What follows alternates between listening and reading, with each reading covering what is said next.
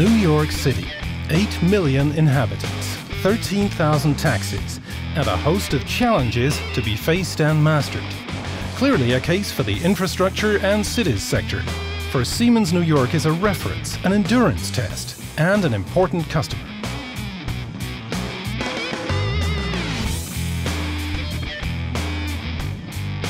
Looking for traces of Siemens in New York, you'll be surprised at what you can find. For example, at the 9/11 Memorial. The terror attacks of 11th September 2001 have left deep scars in the heart of Manhattan.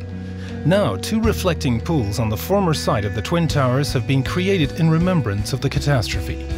Entitled Reflecting Absence, the 9/11 Memorial is dedicated to those lost in the disaster.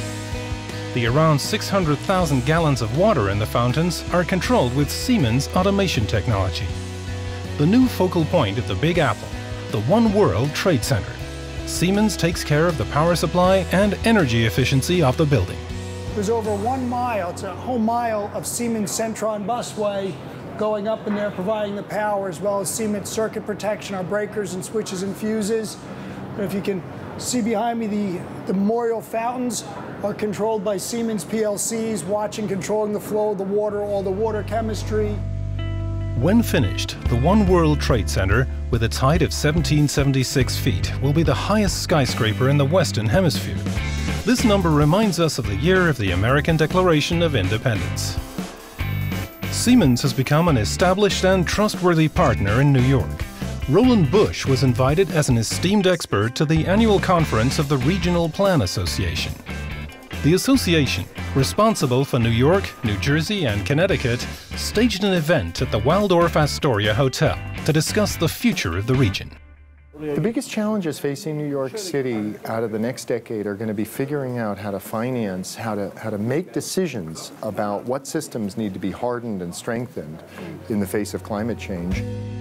At the end of October 2012, Hurricane Sandy devastated extensive areas along the American East Coast. New Jersey and New York were particularly badly hit by flooding and power failures.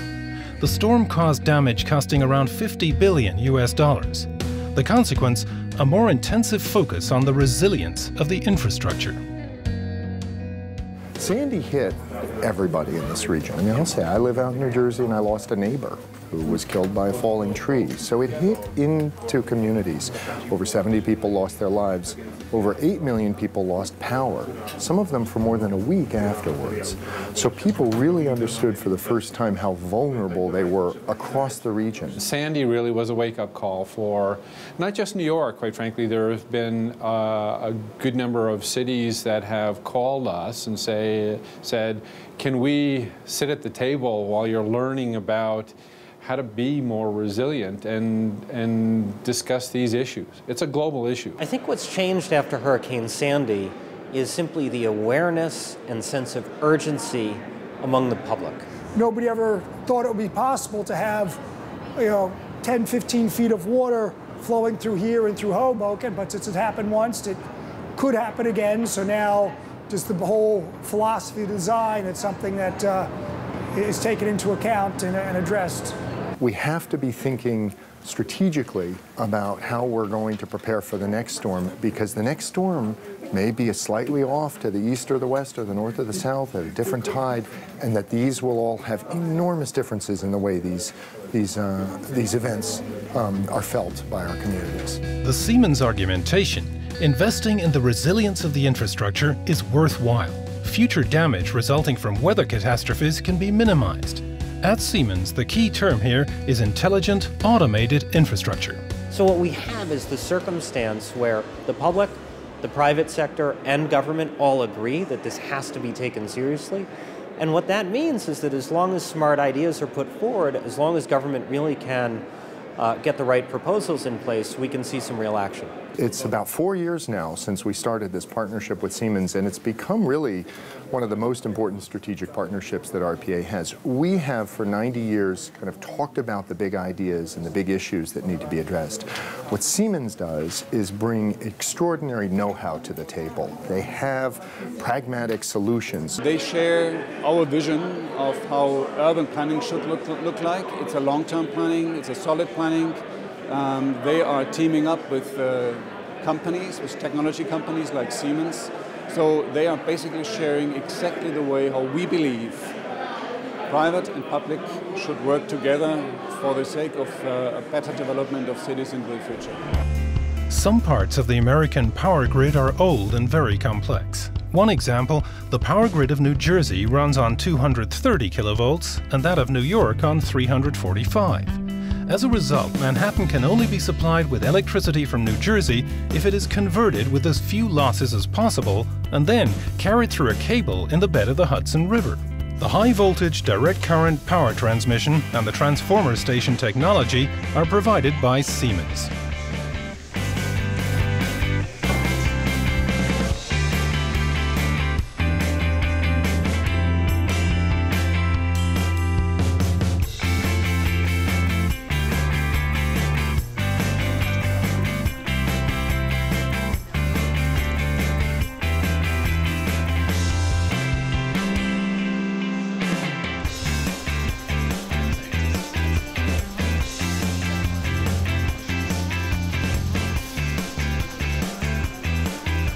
In addition, Siemens has announced a partnership with the C40 Cities Climate Leadership Group. Measurement of greenhouse gases in large cities and a competition culminating in an award ceremony in the London Crystal are a part of this cooperation. A handshake from New York Mayor Michael Bloomberg is naturally included. C40 Cities Climate Leadership Group is a global organization of 63 megacities around the world. We cover a 12th of the world's population. Are under the jurisdiction of our mayors. Right? And so when we look for partners, we need partners who have a similar global scope. Right? There are relatively few companies that operate in more cities than the C40, and Siemens is one of them.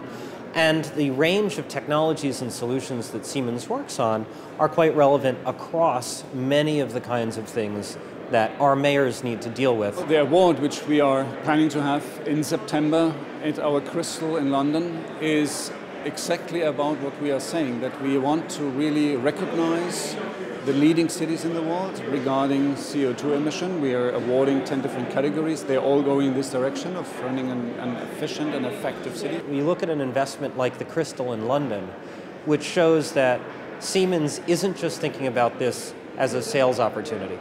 Right? This is really thought leadership, because C40 isn't a sales channel, and we wouldn't want a partner who is just trying to sell stuff to our cities. But the way we see it is that Siemens is genuinely interested in moving the discussion, increasing the sophistication that city governments bring to bear on this, and that's the kind of partner we want. Back to our detective work. The New York City subway network is one of the most complicated in the world and carries more than 4.9 million passengers every day. The control center in Manhattan controls around 200 kilometers of track and 172 stations with Siemens technology.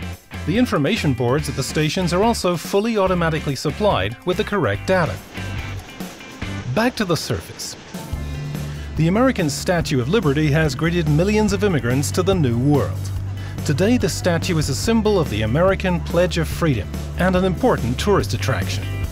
Lady Liberty is currently undergoing renovation work, which will cost $27 million. The newly installed emergency elevator features TIA portal and Simatic technology.